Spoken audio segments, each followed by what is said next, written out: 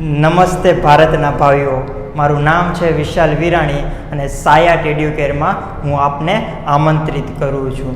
આજે જોવાનું છે ધોરણ 11નું ચેપ્ટર નંબર 2 અને લેક્ચર નંબર 2. ઓકે, આની અગાઉ પ્રકરણ 2માં લેક્ચર નંબર 1 આવેલો છે, જેમાં આપણે એસઆઈ એકમ શું છે તેની વાત કરેલી છે, મૂળભૂત ભૌતિક રાશિ કેટલી આવેલી છે તેની વાત કરેલી છે, પછી પૂરક રાશિ કઈ કઈ આવેલી છે, સમતલ કોણ અને ઘનકોણ એક્ઝેક્ટલી છે શું તેની વાત કરેલી છે, પછી સાધિત એકમો કોને કહેવાય તેની વાત કરેલી છે. ઓકે, તો જો તમે તે લેક્ચર ના જોયું હોય તો તે તમે જોઈ શકો છો. અને હવે વાત કરીએ કે લેક્ચર નંબર 2, તો આમાં વાત કરવાની થશે કે લંબાઈનું માપન કઈ રીતે થાય છે, દળનું માપન કઈ રીતે થાય છે અને સમયનું માપન કઈ રીતે થાય છે. તો સૌ પ્રથમ આપણે હેડિંગ લગાવી દઈએ કે લંબાઈનું માપન, કે લંબાઈ છે તે કઈ રીતે માપવામાં આવે છે. ઓકે, હવે લંબાઈનો એસઆઈ એકમ શું છે? લંબાઈનો એસઆઈ એકમ છે મીટર. લંબાઈને કેમાં માપવામાં આવે છે? મીટરમાં માપવામાં આવે છે. હવે આપણને સવાલ એ થાય કે લંબાઈને માપવા માટે કયા કયા સાધનોનો ઉપયોગ થાય છે. તો ઘણા બધા સાધનોનો ઉપયોગ થાય છે, જેમાંથી સૌ પ્રથમ આપણે વાત કરીએ તો ઘરમાં જે વાપરાતી માપપટ્ટી. આપણે ઘરમાં માપપટ્ટી વાપરીએ છીએ ને, કડિયા કામ કરતા હોય કે કોઈ પણ પ્રકારનું કામ કરતા હોય ત્યારે શું વાપરીએ છીએ? માપપટ્ટી વાપરીએ છીએ. તો હવે સવાલ એ આવે કે આ માપપટ્ટી છે તે ક્યાં સુધી માપી શકે છે, મતલબ કે તેની રેન્જ કેટલી છે, તેનો વિસ્તાર કેટલો છે, તો તેનો ક્રમ, વિસ્તારનો ક્રમ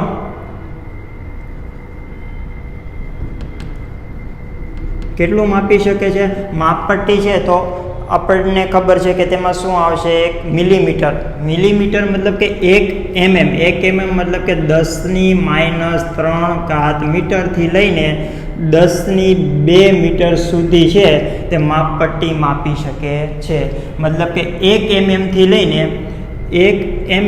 લઈને 100 મીટર સુધી. ઓકે, 1 mm થી લઈને 100 મીટર સુધી.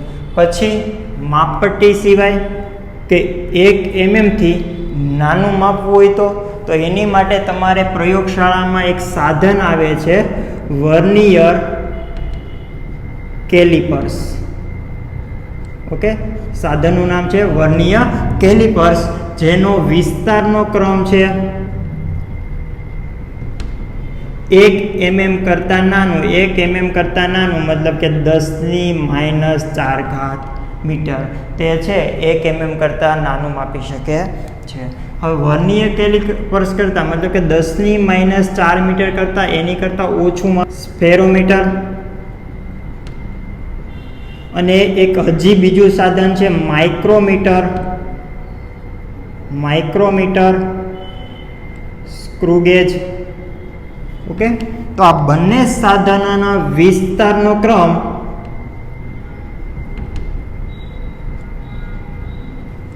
10⁻⁵ મીટર છે. હવે ખાસ એક વસ્તુ જોવાની છે, દ્રષ્ટિ સ્થાન ભેદની રીત. ઓકે, દ્રષ્ટિ સ્થાન ભેદની રીત આપણે પછી જોઈએ. બીજી આપણે વાત કરીએ કે આની પછી એક optical microscope. Optical microscope. Okay, optical microscope ક્યાં વપરાય છે?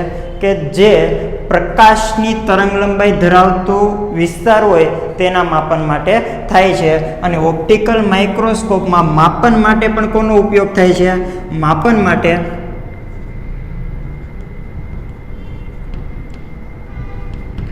પ્રકાશનો ઉપયોગ થાય છે. હવે એના વિસ્તારની વાત કરીએ તો તેનો વિસ્તાર પ્રકાશની તરંગલંબાઈ જેટલો. પ્રકાશની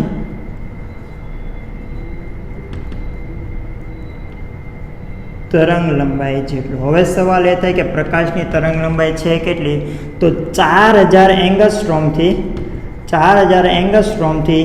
7000 એંગસ્ટ્રોમ ઓકે, એંગસ્ટ્રોમની હમણાં આપણે વાત કરીશું કે એંગસ્ટ્રોમ એકમ છે શું.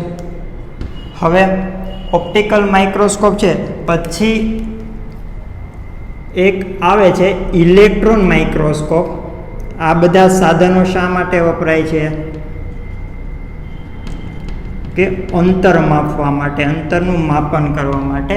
ઇલેક્ટ્રોન માઇક્રોસ્કોપમાં અહીંયા ઓપ્ટિકલ માઇક્રોસ્કોપમાં કેનો ઉપયોગ થતો હતો? પ્રકાશનો ઉપયોગ થતો હતો. તેવી જ રીતે ઇલેક્ટ્રોન માઇક્રોસ્કોપમાં ઇલેક્ટ્રોન બીમનો ઉપયોગ થાય છે. ઇલેક્ટ્રોન બીમનો ઉપયોગ થાય છે. ઓકે, હવે આના વિસ્તારની વાત કરીએ તો આનો વિસ્તાર છે તે 0.6 એંગસ્ટ્રોમ, 0.6 એંગસ્ટ્રોમ જેટલું તે માપી શકે છે. અને લાસ્ટ વન આપણે જોઈએ તો આવે છે ટનલિંગ માઇક્રોસ્કોપ. ટનલિંગ માઇક્રોસ્કોપ છે તેનો વિસ્તાર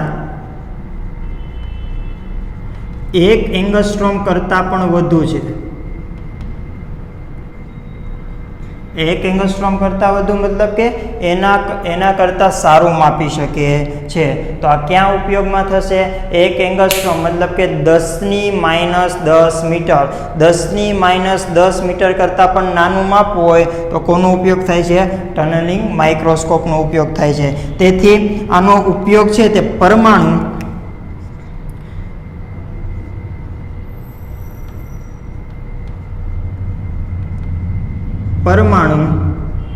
અને અણુઓનો વિસ્તાર જાણવા માટે થાય છે. વિસ્તાર અથવા તો કહી શકીએ કે પરિમાણ જાણવા માટે થાય છે. ક્લિયર? અહીંયા વાત કરી છે કે લંબાઈનું માપન, તેનો એસઆઈ એકમ કે શું છે? મીટર. પછી માપપટ્ટી કે ના વિસ્તારનો ક્રમ કેટલો છે? 10⁻³ મીટરથી 10⁻² મીટર. એનાથી નીચે માપવું હોય તો વર્નિયર કેલિપર્સ તો 10⁻⁴ મીટર. સ્પેરોમીટર અથવા તો માઇક્રોમીટર સ્ક્રૂ ગેજ છે તો 10⁻⁵ મીટર. ઓપ્ટિકલ માઇક્રોસ્કોપ છે કોના દ્વારા તે ઓપરેટ થાય છે? પ્રકાશનો ઉપયોગ કરીને ઓપ્ટિકલ માઇક્રોસ્કોપ બનાવવામાં આવે છે. અને તેનું માપનની વાત કરીએ તો 4000 એંગસ્ટ્રોમથી 7000 એંગસ્ટ્રોમ જે પ્રકાશની તરંગ લંબાઈ જેટલું માપી શકે છે. ઇલેક્ટ્રોન માઇક્રોસ્કોપ, તેમાં ઇલેક્ટ્રોન બીમનો ઉપયોગ થાય છે અને તેનો વિસ્તાર છે 0.6 એંગસ્ટ્રોમ. ટનલિંગ માઇક્રોસ્કોપ છે તેનો વિસ્તાર છે તે 1 એંગસ્ટ્રોમ કરતાં પણ કેવો છે? વધુ છે. તેથી તેનો ઉપયોગ ક્યાં થાય છે? પરમાણુ અને અણુઓનું પરિમાણ જાણવા માટે થાય છે. હવે આજે આપણે વાત કરી છે તે કે વાત કરી છે માઇક્રો લેવલે અથવા તો કહી શકે એંગસ્ટ્રોમ નેનો લેવલે વાત કરેલી છે. નાના પરિમાણ શોધવા માટે વાત કરેલી છે. હવે મોટું પરિમાણ શોધવું હોય તો મોટું પરિમાણ મતલબ કે તમારી અને મારી હાઈટ નથી શોધવાની. મોટું પરિણામ મતલબ કે તારા આવેલા છે તો તારાની સાઈઝ કેટલી છે, ગ્રહો છે તો ગ્રહોની સાઈઝ હશે કેટલી હશે. તો ગ્રહો અને તારા તો આપણીથી ખૂબ દૂર આવેલા છે. ગ્રહો અને તારા આપણીથી ખૂબ દૂર આવેલા છે તો તેનું પરિમાણ માપવા માટે આપણે શું કરશું? એક દ્રષ્ટિ સ્થાન ભેદની રીતનો ઉપયોગ કરવામાં આવે છે. તેનો ઉપયોગ કરવામાં આવે છે દ્રષ્ટિ સ્થાન ભેદની રીત. દ્રષ્ટિ સ્થાન ભેદની રીત શા માટે વપરાય છે? ખૂબ જ મોટા પરિમાણ ધરાવતા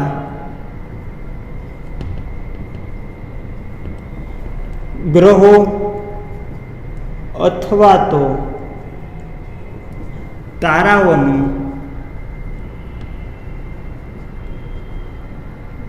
પરિમાણ શોધવા અથવા તો તેમનું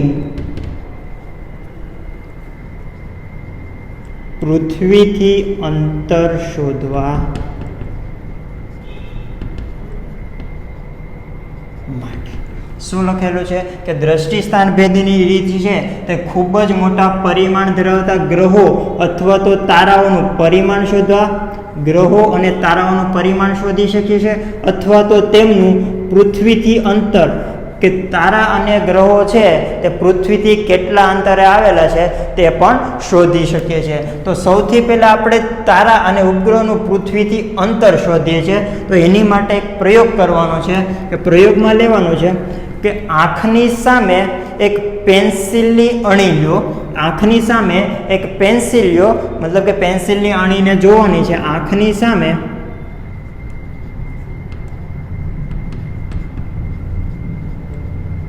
પેન્સિલની અણી રાખો.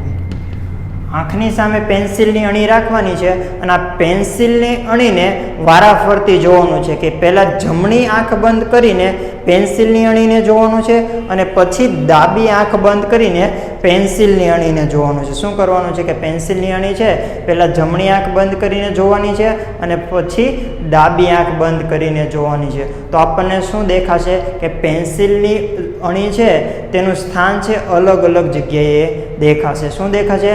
પેન્સિલની અણીનું સ્થાન અલગ અલગ જગ્યાએ દેખાશે અને જેને શું કહેશું? દ્રષ્ટિ સ્થાન ભેદ કહેવામાં આવે છે. પછી આ અણીને જમણી આંખ બંધ કરી ડાબી આંખ એ વડે જોતા અને પછી ડાબી આંખ જેને બી કહીએ છીએ, ડાબી આંખ બી બંધ કરી ડાબી આંખ બંધ કરી જમણી આંખ બી વડે જોતા. એવી રીતે એક આંખ બંધ કરીને જોઈએ તો શું થશે કે પેન્સિલની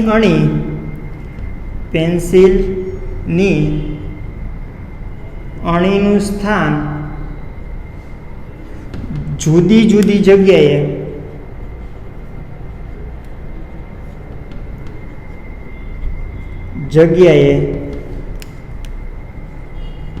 જોવા મળે છે.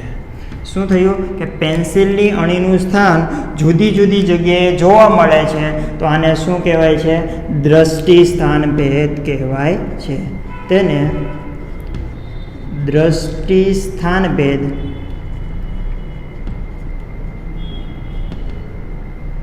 કહેવાય છે. ઓકે, અહીંયા આપણે બે અવલોકન લીધા છે. બે અવલોકન કયા કયા લીધા છે? એક તો ડાબી આંખ એ થી જોવાનું છે અને પછી જમણી આંખ બી થી જોવાનું છે.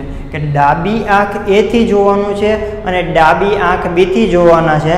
તો જે અવલોકનો લીધા છે, અવલોકનો એ અને અવલોકન બી, તો અવલોકન એ અને અવલોકન બી વચ્ચેના અંતને બેઝિસ મતલબ કે પાયો. શું કહેવાય છે? બેઝિસ એટલે કે પાયો કહેવામાં આવે છે. બંને બે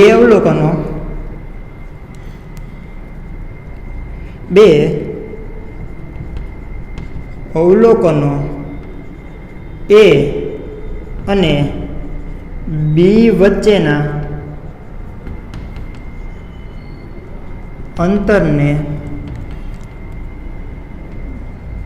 બેઝિસ અથવા તો પાયો કહેવામાં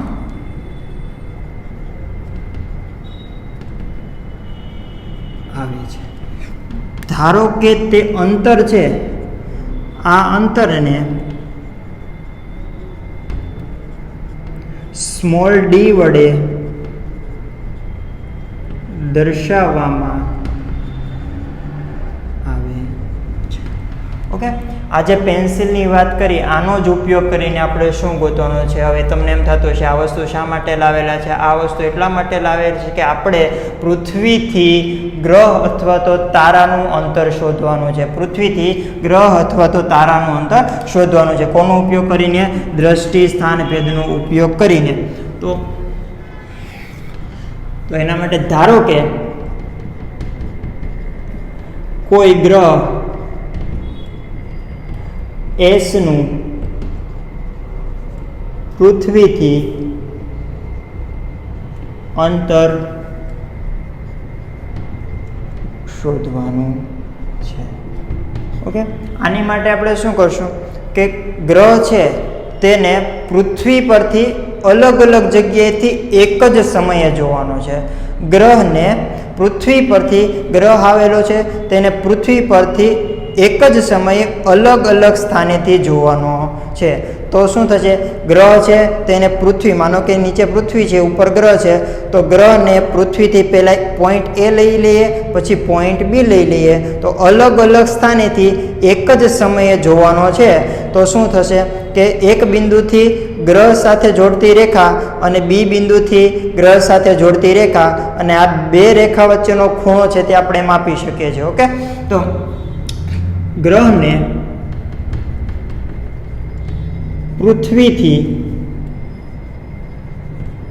પૃથ્વીના અલગ અલગ બિંદુ A અને B પરથી એક જ સમયે જોવાના છે. એક જ સમયે, અલગ અલગ સમયે જોશો તો ગ્રહની ગતિ બદલાઈ શકે છે. તો આપણને એનું પરિમાણ છે તે એક્ઝેક્ટ ખબર પડે નહીં. એટલા માટે જ લખેલું છે કે એક જ સમયે જોવામાં આવે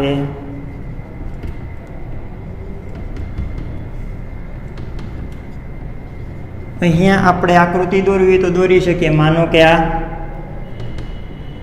ગ્રહ છે, તેને પોઈન્ટ A થી જોવાનું છે, પોઈન્ટ B થી જોવાનું છે, પોઈન્ટ A અને B ને ગ્રહને જોડતી રેખા, પછી પોઈન્ટ B અને ગ્રહને જોડતી રેખા, અને તેમની બે રેખા વચ્ચેનો ખૂણો કેટલો છે?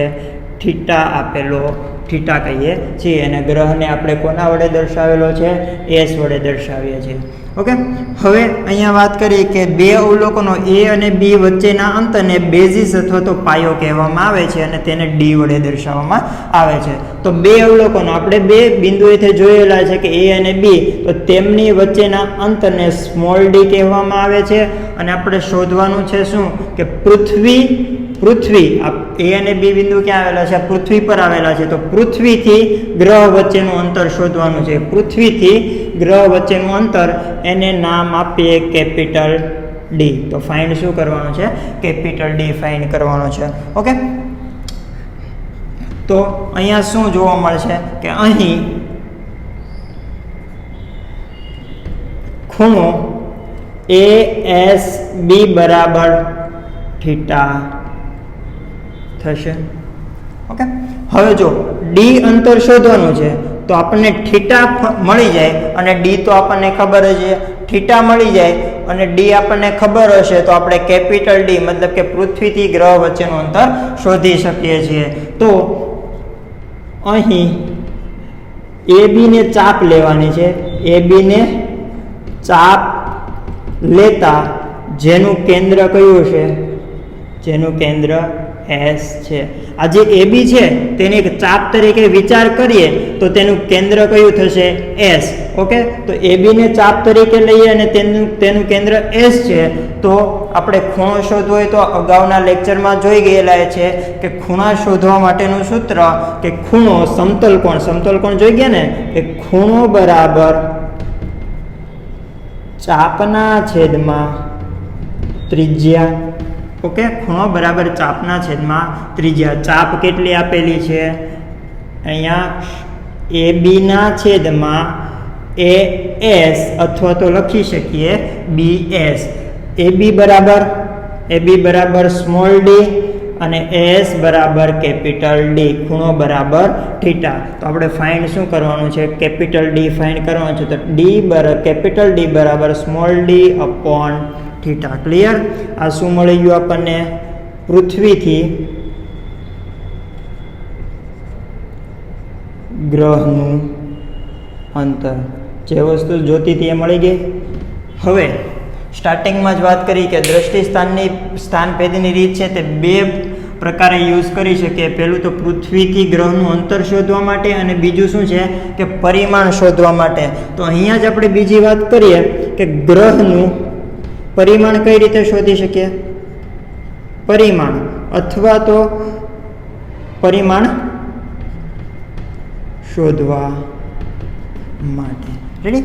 તો અહીંયા ગ્રહ છે આપણે કેવો બિંદુવત ધારેલો, ગ્રહ છે ખૂબ જ નાનો ધારેલો હતો, પરંતુ અહીંયા ગ્રહ છે તેને આપણે એક મોટું સર્કલ વિચારી શકીએ, કારણ કે ગ્રહનું પરિમાણ કેવું છે?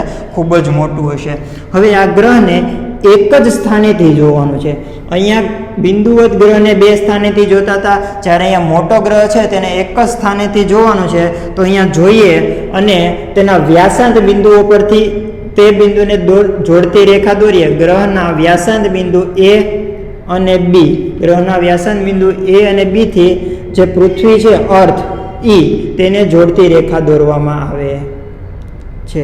અને આ જે બે રેખા બની છે તેના વચ્ચેના એંગલને આલ્ફા કહેવામાં આવે છે. અને આ શું છે? કે પૃથ્વી અને ગ્રહ વચ્ચેનું અંતર. ઓકે, હવે આ કેસમાં ચાપ શું થશે? એ બી શું થશે? એ બી જે શું છે? જ્યાં એ બી બરાબર શું થશે? વ્યાસ થશે, ગ્રહનો વ્યાસ.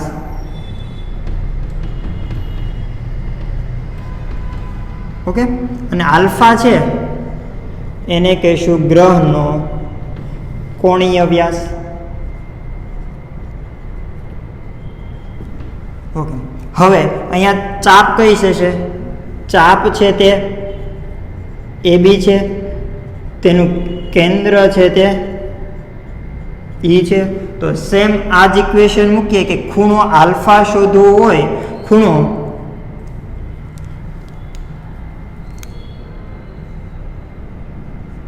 બરાબર ચાપના છેદમાં ત્રિજ્યા. ક્લિયર? ચાપ છે, ચાપ બરાબર એ બી, અથવા તો કહી શકીએ કે ગ્રહનો વ્યાસ, ગ્રહનો વ્યાસ છેદમાં ત્રિજ્યા. ત્રિજ્યા કેટલી છે? Capital D. અને ખૂણાને શું કીધું છે? આલ્ફા. આપણે શોધવાનું શું છે? કે ગ્રહનો વ્યાસ. તો ગ્રહનો વ્યાસ માટે ગ્રહનો વ્યાસ બરાબર આલ્ફા ઇન્ટુ ડી મળી શકે છે. ક્લિયર? તો દ્રષ્ટિ સ્થાનભેદની રીત ઉપરથી આપણે બે વસ્તુ જોઈ.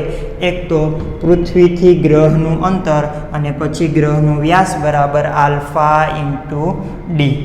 ઓકે, હવે કે લંબાઈના પરિમાણમાં, લંબાઈના માપનમાં તે દ્રષ્ટિ સ્થાનભેદની રીત છે. તો લંબાઈ ટોટલ જે લંબાઈ છે તેનો વિસ્તાર કેટલો હશે? રાઈટ?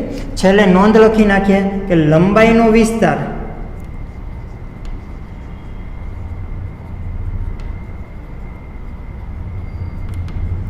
તો લંબાઈનો વિસ્તાર છે કે ન્યુક્લિયસના પરિમાણ, ન્યુક્લિયસનું પરિમાણ કેટલું છે? આપણે સૌથી ફર્સ્ટ લેક્ચરમાં જોઈ ગયા 10⁻14 મીટર, અથવા તો લખી શકીએ 10⁻15 મીટર. તો ન્યુક્લિયસના પરિમાણ 10⁻14 મીટરથી વિશ્વનું જે પરિમાણ છે, સૌથી મોટું પરિમાણ કોનું છે? વિશ્વનું. વિશ્વના પરિમાણ 10⁻24 મીટર વચ્ચેનું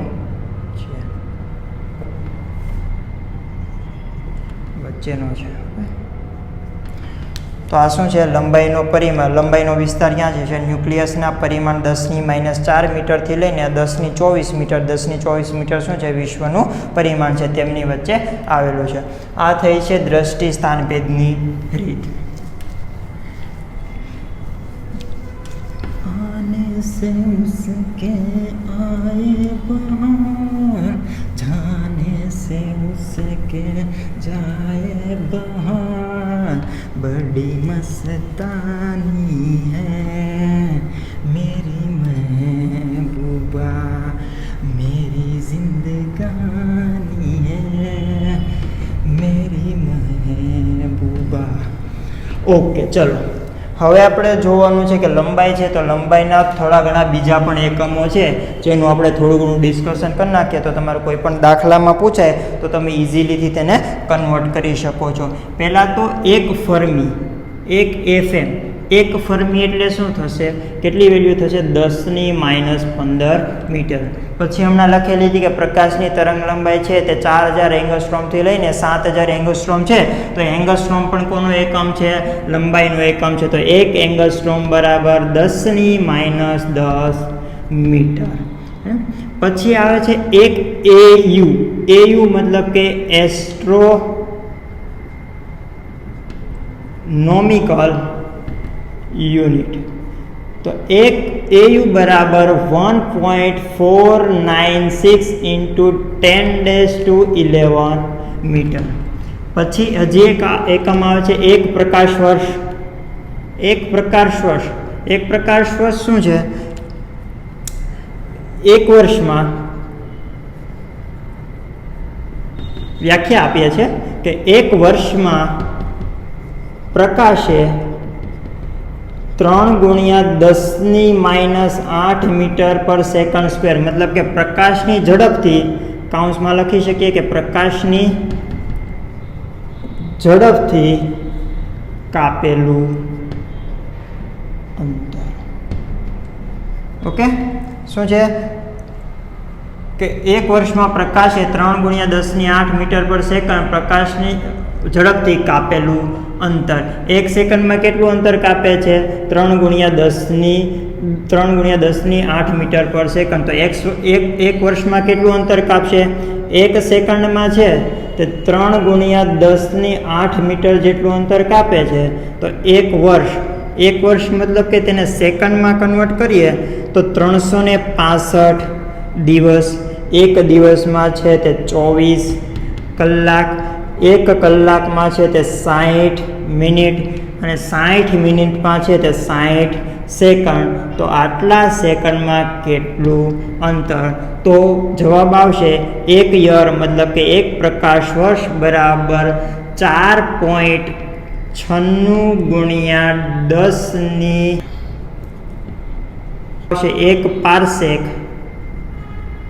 એક પાર્સેક બરાબર 3.08 × 10⁻16 મીટર.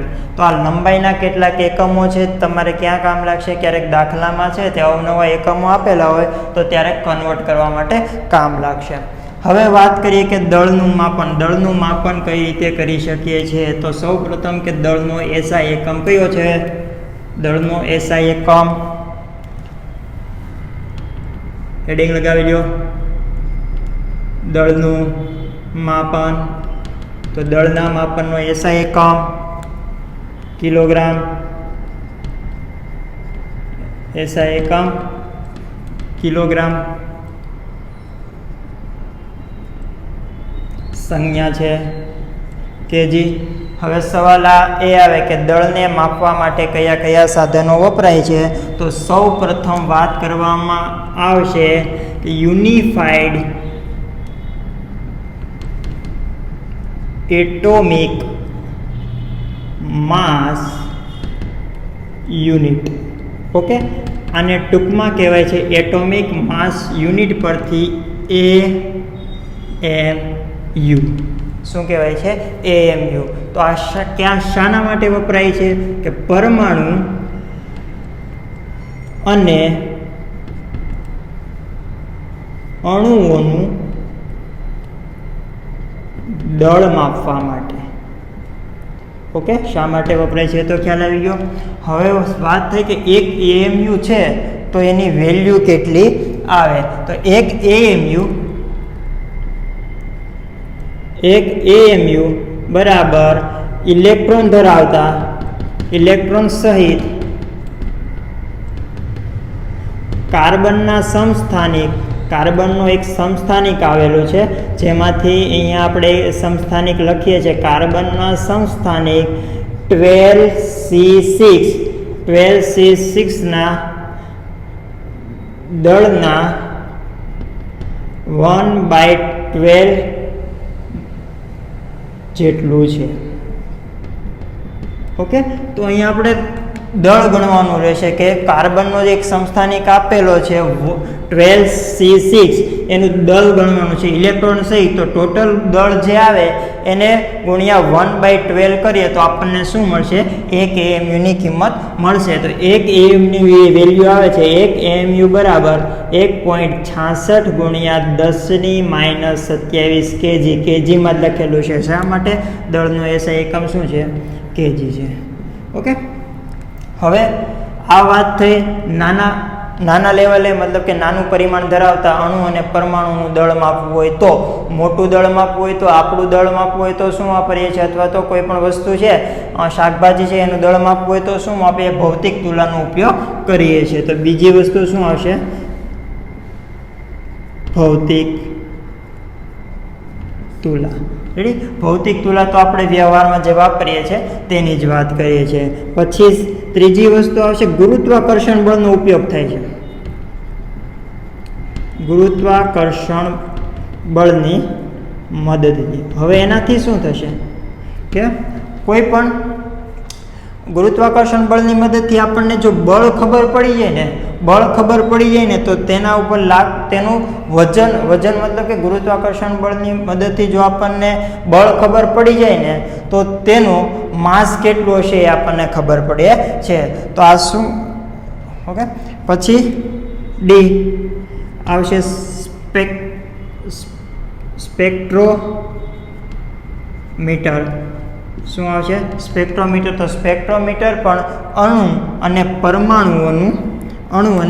પરમાણુઓનું દળ શોધવા માટે વપરાય છે. અણુ અને પરમાણુનું દળ શોધવા માટે. ઓકે, સમજાઈ ગયું? તો આપણે શું વાત કરેલી છે કે દળના માપનની વાત કરીએ છીએ. પહેલાં તો 1 AMU ખાસ યાદ રાખજો કે 1 AMU બરાબર 1.66 ગુણ્યા 10⁻27 kg. પછી ભૌતિક તુલાની વાત કરીએ. ભૌતિક તુલા સામાન્ય વ્યવહારુ જીવનમાં જે વપરાય છે તે ગુરુત્વાકર્ષણ બળની મદદથી પણ આપણે દળ શોધી શકીએ છીએ. પછી સ્પેક્ટ્રોમીટરની મદદથી પણ અણુ અને પરમાણુ દળ શોધી શકાય છે. ઓકે, હવે વાત કરીએ કે આનો વિસ્તાર ક્યાં સુધી સંકળાયેલો છે. દળનો વિસ્તાર તો 10ની ઇલેક્ટ્રોનનું દળ, સૌથી ઓછામાં ઓછું દળ હોય તો તે ઇલેક્ટ્રોનનું દળ છે. ઇલેક્ટ્રોનનું દળ 10⁻31 kg થી લઈને વિશ્વનું દળ આવે છે 10⁻55 kg. 10⁻55 કિલોગ્રામ. ઓકે, તો દળનો વિસ્તાર ક્યાં છે? ઇલેક્ટ્રોનના દળથી લઈને વિશ્વનો દળ, અથવા તો કહી શકીએ 10⁻31 kg થી લઈને 10⁻55 kg. ચલો, હવે લાસ્ટ બાકી છે કે સમયનું માપન. સમય કોઈનો સગો થતો નથી એવું બધા કહેવા માગે છે, અથવા તો સમય ખૂબ જ કિંમતી છે એવું કહેવા માગે છે. તેથી આપણે અહીંયા સમય છે તે કેવો હોવો જોઈએ? ખૂબ જ સચોટ હોવો જોઈએ. તો સમયનું માપન કોના દ્વારા થાય છે એ આપણે જોવાનું છે. તો સમયના માપન માટે સીઝિયમ ઘડિયાળનો ઉપયોગ થાય છે સમયના માપન માટે. ઓકે, તો ત્રીજો હેડિંગ આપીએ છીએ સમયનું માપન. તેની માટે કોનો ઉપયોગ થાય છે છોકરાઓ? સીઝિયમ. અમને થોડી ખબર હોય જણાવ્યા વગર. સીઝિયમ ઘડિયાળ અથવા તો તેને કહેવાય છે બીજી ભાષામાં એટોમિક ક્લોક. શું કહેવાય છે? Atomic clock. તો એ સવાલ આવે છે કે આ શું કામ વપરાય છે? તો સીઝિયમ ઘડિયાળ છે તેની અનિશ્ચિતતા છે તે ±1 ગુણ્યા 10⁻13 સેકન્ડ છે. મતલબ કે આની અનિશ્ચિતતા કેવી છે? ખૂબ જ ઓછી. હમણાં ધીરે ધીરે આઈડિયા આવશે. Don't worry, B happy. Just caesium ઘડિયાળ છે તેની અનિશ્ચિતતા કેટલી છે? ±1 ગુણ્યા 10⁻13 સેકન્ડ છે. હવે આટલી અનિશ્ચિતતા છે ને, તો આખા વર્ષ દરમિયાન વધારેમાં વધારે 1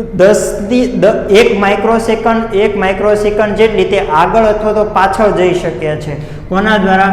અનિશ્ચિતતા. મતલબ કે આપણે કોઈ પણ સમય જે નોંધીએ છીએ તેમાં ત્રુટિ કેટલી આવી શકે? તો કેટલી ત્રુટિ આવી શકે? આખા વર્ષ દરમિયાન 10 માઇક્રોસેકન્ડ જેટલી ત્રુટિ આવી શકે છે. સમજાય છે? આખા વર્ષ દરમિયાન માત્ર 10 માઇક્રોસેકન્ડ જેટલી ત્રુટિ આવી શકે છે. મતલબ કે 10 માઇક્રોસેકન્ડ જેટલી આગળ જઈ શકે છે અથવા તો 10 માઇક્રોસેકન્ડ જેટલી પાછળ જઈ શકે છે. તો વર્ષ દરમિયાન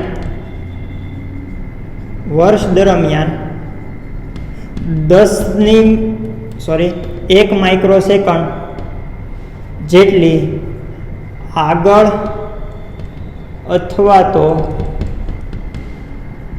પાછળ રહી શકે છે, કે આટલી ત્રુટિ આવી શકે છે. હવે આપણે મોબાઈલ ફોનમાં ઘણીવાર જોયેલું હોય તો દિલ્હી સમયમાં લખેલું છે દિલ્હી અને કાઉન્સમાં લખેલું છે IST. શું લખેલું છે?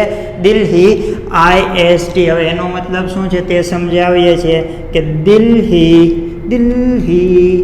IST. ઓકે, તો દિલ્હીમાં આપણે સીઝિયમ ઘડિયાળ આવેલી છે. શા માટે આવેલી છે? રેડી? અને શા માટે આવેલી છે? કારણ કે ભારતનો જે સમય છે તેને પ્રમાણભૂત કરવા માટે આવેલી છે. તો જેને IST ને કહીશું કે ઇન્ડિયન સ્ટાન્ડર્ડ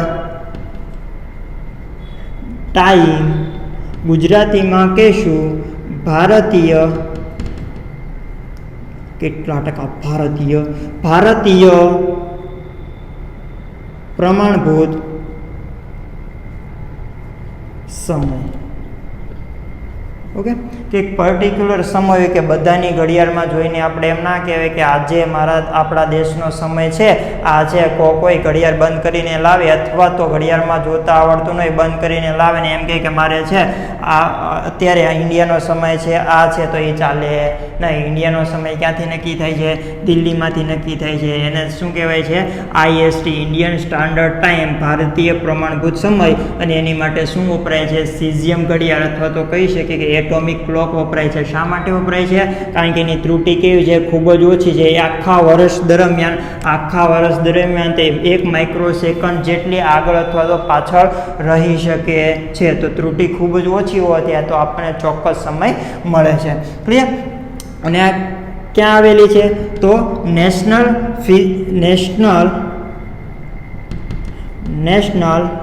ફિઝિક્સ લેબમાં આવેલી છે. ત્યાં દિલ્હીમાં નેશનલ ફિઝિક્સ લેબ છે ત્યાં ઘડિયાળ આવેલી છે. હવે છેલ્લી વાત કરી નાખી કે સમય છે, તો સમયનો વિસ્તાર. સમય કા પૈયા ચલતા હૈ, દિન ઢલતા હૈ, રાત આતી હૈ. આવું કંઈક આવે છે, આપણને તો ભાઈ આવડતું નથી. રેડી? સમયનો વિસ્તાર ક્યાંથી ક્યાં આવશે? તો અસ્થાયી પરમાણુ, અતિ અસ્થાયી અણુનો અથવા તો અતિ અસ્થાયી પરમાણુનો જીવનકાળ સૌથી ઓછો હોય છે. સૌથી ઓછો જીવનકાળ કોનો હોય છે? અતિ અસ્થાયી પરમાણુનો. અને કેટલો હોય છે? 10⁻24 સેકન્ડ. ત્યાંથી લઈને વિશ્વનો